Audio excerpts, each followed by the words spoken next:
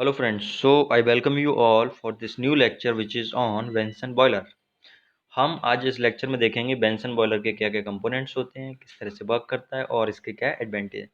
सबसे पहले हम बात करते हैं, बेंसन बॉयलर एक हाई प्रेशर बॉयलर है। हाई प्रेशर बॉयलर क्या होते हैं, जनरली जो 80 बार से नीचे बॉयलर्स ऑपरेट होते हैं उनको बोलते हैं हम लो प्रेशर बॉयलर, और जो 80 बार से ज़्यादा प्रेशर पर ऑपरेट होते हैं उनको बोलते हैं हाई प्रेशर बॉयलर। तो पिछले लेक्चर हमने लेमोन्स बॉयलर के बारे में पढ़ा था, इसमें हम पढ़ेंगे बेंसन बॉयलर। तो सबसे पहले हम कंपोनेंट्स के बारे में देखते हैं। यदि मैं कंपोनेंट की बात करूं तो सबसे पहले इसमें कंबशन चैम्बर है। कंबशन चैम्बर क्या होता है, जहाँ पे फ्यूल आपका बर्न होता है, कोल हो सकता है, गैस हो सकता है, कोई भी फ्यूल जहाँ पे बर्न होता है उसको हम बोलते हैं कंबशन चैम्बर। और कंबशन चैम्बर में जब फ्यूल बर्न होता है तो क्या होता है, एक्सोथर्मिक रिएक्शन होती है, ठीक है, हॉट फ्लू गैसेज जनरेट होती हैं, और वो हॉट फ्लू गैसेज फिर आपका बॉयलर के सारे कंपोनेंट्स के थ्रू पास किया जाता है ना। तो बॉयलर के जो कंपोनेंट्स होते हैं वो क्या करते हैं, उस हॉट फ्लू गैस को अब्जॉर्व करते हैं, और अब्जॉर्व करने का जो वाटर होता है वो वाटर किस में चेंज होता जाता है, स्टीम में चेंज होता जाता है। अब इसके बाद ये बॉयलर की शेल है, ठीक है। बॉयलर की शेल क्या होती है, आउटर कवरिंग होती है जिसमें बाकी कंपोनेंट्स क्या होते हैं, माउंटेड रहते हैं। इसके बाद आप देखें, पहला इकोनोमाइजर है। बॉयलर में जो वाटर हम फीड करते हैं, पानी जो देते हैं वो कहाँ से देते हैं, इकोनोमाइजर से देते हैं। तो इकोनोमाइजर में पानी देने के लिए फीड पंप लगाना पड़ेगा, ठीक है, क्योंकि वाटर जनरली जो आ रहा है वो एटमॉस्फेरिक प्रेशर पे आ रहा है, और बॉयलर के अंदर जो प्रेशर है वो ज़्यादा प्रेशर है, ठीक है। तो फीड पंप क्या करेगा, प्रेशर को बढ़ाएगा और उस वाटर को कहाँ सप्लाई करेगा, बॉयलर के अंदर सप्लाई करेगा, ठीक है। तो फीड पंप में सबसे पहले जो पानी आता है वो आता है इकोनोमाइजर में, ठीक है। और इकोनोमाइजर क्या होता है, एक एसेसरीज होती है। क्या होती है, एक एसेसरीज होती है जिसमें क्या होता है, फीड वाटर की हीटिंग होती है, ठीक है। देखिए, पानी को एक आप डायरेक्ट बॉयलर में भेज रहे हैं स्टीम बनाने के लिए, एक आप गर्म करके पानी को भेज रहे हैं। तो गर्म करके जब पानी को भेजेंगे तो क्या होगा, आपको कम हीट सप्लाई करना पड़ेगा और जल्दी स्टीम का फॉर्मेशन हो जाएगा। और इकोनोमाइजर में बेसिकली क्या है, हीट एक्सचेंजर है। और इकोनोमाइजर में जो हीटिंग हो रही है वो कहाँ से हो रही है, जो नीचे से हॉट फ्लू गैसेस जा रही हैं वो हॉट फ्लू गैसेस क्या कर रही हैं, उस वाटर की हीटिंग कर रही हैं, ठीक है। यहाँ कंबशन चैम्बर जैसे आप यहाँ पे देखेंगे तो एक, तो यहाँ पे आप देखो कंबशन चैम्बर से जो हॉट फ्लू गैसेस जनरेट होंगे वो, उसका पाथ कुछ इस तरह का रहेगा, यहाँ से जाएंगे, ठीक है, और वो इकोनोमाइजर में जाएंगे। या मतलब यहाँ पे और भी कंपोनेंट्स होंगे, उनको अपनी हीट देते हुए फिर कहाँ जाएंगे, इकोनोमाइजर में जाएंगे। और इकोनोमाइजर में क्या होगा, फीड वाटर की हीटिंग होगी। अब इकोनोमाइजर से जब वाटर हीट हो जाएगा, वार्म अप हो जाएगा, उसके बाद इस वाटर को हम पास कराते हैं कहाँ पे, रेडिएंट इवापोरेटर पे, ठीक है। तो कंबशन चैम्बर का जो पहला कंपोनेंट होगा जहाँ पे हीट का ट्रांसफर होगा वो है रेडिएंट इवापोरेटर, मतलब सबसे ज़्यादा जो हीट अब्जॉर्ब होगी वो रेडिएंट इवापोरेटर में होगी। उसके बाद हम इसको भेजते हैं कहाँ पे, कन्वेक्टिव इवापोरेटर, ठीक है। ये बेसिकली मतलब इनमें हो क्या रहा है, इवापोरेटर का मतलब होता है जहाँ पे आपका वाटर किसमें चेंज हो रहा हो, स्टीम में चेंज हो रहा हो, ठीक है। तो रेडिएंट इसलिए बोल रहे हैं क्योंकि यहाँ पे ज़्यादा जो हीट का ट्रांसफर हो रहा होगा वो just because of radiation effect हो रहा होगा। कन्वेक्टिव इवापोरेटर में जो हीट का ट्रांसफर हो रहा होगा वो किसकी वजह से हो रहा होगा, just because of convective convection. आपने पढ़ा होगा हीट ट्रांसफर के 3 मोड होते हैं, कंडक्शन, कन्वेक्शन और रेडिएशन। इसके बाद आप उसको भेजते हैं कहाँ पे, सुपर हीटर में, ठीक है। कन्वेक्टिव ऑपरेटर में जो स्टीम जनरेट हुई, हाई प्रेशर स्टीम जनरेट हुई, उसको आपने कहाँ भेज दिया, सुपर हीटर में भेज दिया। और सुपर हीटर से जो सुपर हीटेड स्टीम आती है उस स्टीम को हम कहाँ भेज देते हैं, प्राइम मूवर। प्राइम मूवर का मतलब स्टीम टर्बाइंस, या जहाँ पर भी आपको रिक्वायरमेंट्स रहती है, ठीक है। अब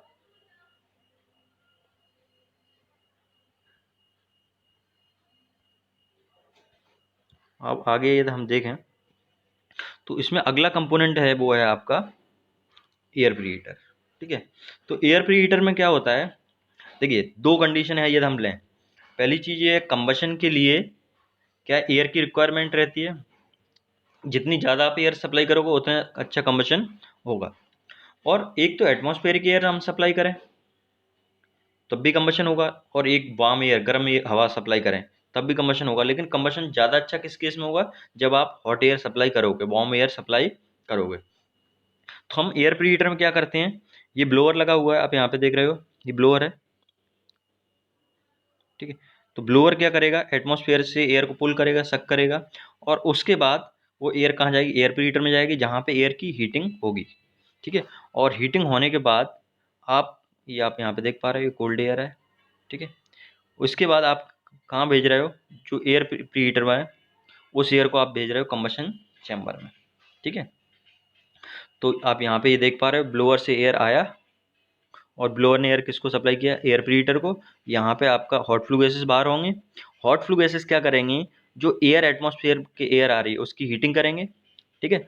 हीटिंग होने के बाद उस एयर को आप कहाँ सप्लाई कर देते हो, कंबशन चैम्बर, और हॉट फ्लू गैसेस एटमॉस्फेयर में बाहर हम डिस्चार्ज कर देते हैं। तो इस तरह से ये पूरा प्रोसेस होता है। यदि आप रेमंड बॉयलर से इसको कंपेयर करोगे तो एक ही डिफरेंस आपको समझ में आता है, इसमें आपका स्टीम ड्रम नहीं होता है। ड्रम नहीं होने का एक कारण ये भी है क्योंकि ये बॉयलर क्रिटिकल प्रेशर से ज़्यादा प्रेशर पर ऑपरेट होता है। मतलब इसमें बॉयलर में कहीं भी आपको वाटर और स्टीम का मिक्सर नहीं मिलेगा। इस बॉयलर में आपको अंदर क्या मिलेगी, स्टीम मिलेगी, क्योंकि क्रिटिकल प्रेशर पर ऑपरेट हो रहा है। क्रिटिकल प्रेशर का मतलब ये है वाटर तुरंत किस में चेंज हो जाएगा, स्टीम में चेंज हो जाएगा। जैसे पीवी डायग्राम पे आपने देखा होगा क्रिटिकल पॉइंट होता है, क्रिटिकल पॉइंट पे क्या होता है, आपको वाटर बिना मिक्सिंग हुए, मतलब पूरा वाटर एकदम से किस में चेंज हो जाएगा, स्टीम में चेंज हो जाता है। क्योंकि क्रिटिकल पॉइंट पे क्या होता है, लेटेंट हीट और वेपोराइजेशन क्या होता है, जीरो होता है। अब इसके बाद आगे बढ़ते हैं, तो आपको ये समझ में आ गया, ठीक है, किस तरह से ये वर्क करता है। इसके बाद यदि आप आगे देखोगे तो ये इसका एक और बुक का डायग्राम है, आप देख पा रहे हो यहाँ पे, ये वही है पूरी कहानी। इसमें यहाँ पे आप देखोगे ऊपर इकोनोमाइजर लगा हुआ है, ठीक है। इकोनोमाइजर से ये स्टीम कहाँ आ रहा है, एवोपरेटर में आ रहा है। एवोपरेटर के बाद ये कहाँ जा रहा है, सुपर हीटर में जा रहा है, और सुपर हीटर से हम इसको कहाँ भेज दे रहे हैं, प्राइम मूवर में भेज रहे हैं, ठीक है। ऊपर आपका जो हॉट फ्लू गैस है, यहाँ कंबशन चैम्बर होगा, नीचे कंबशन चैम्बर से जो हॉट फ्लू गैसेस जनरेट होते हैं उनको बाहर एटमॉस्फेयर।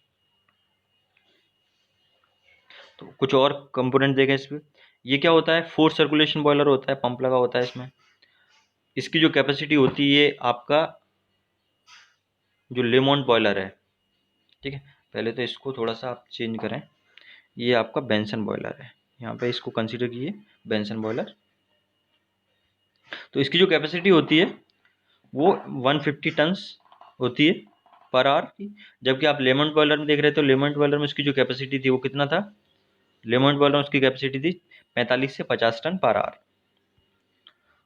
यहाँ पे प्रेशर 500 बार है, प्लस टेम्परेचर कितना 650 डिग्री सेल्सियस। जबकि आप लेमन बॉयलर की बात करें तो वहाँ पे प्रेशर करीब 150 बार था और टेम्परेचर 500 डिग्री सेल्सियस था।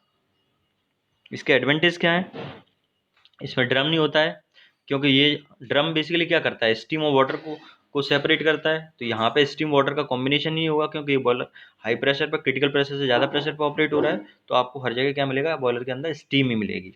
इसलिए इसमें बॉयलर, इस जो ड्रम है उसकी ज़रूरत नहीं पड़ती है। उसके बाद ये लाइटर वेट में होता है, क्योंकि और high steam generate. Lighter weight क्यों होता है, ड्रम नहीं है तो ड्रम का वेट कम हो गया। Parts can be assembled at site, cheaper होता है क्योंकि जो ऑपरेटिंग ड्रम होता है उसकी कॉस्ट आपकी हट जाती है। लेस स्पेस ऑक्यूपाई करता है। स्मॉल स्टार्टिंग टाइम 10 से 15 मिनट में ये अपना फुल कैपेसिटी ऑपरेट होने लगता है।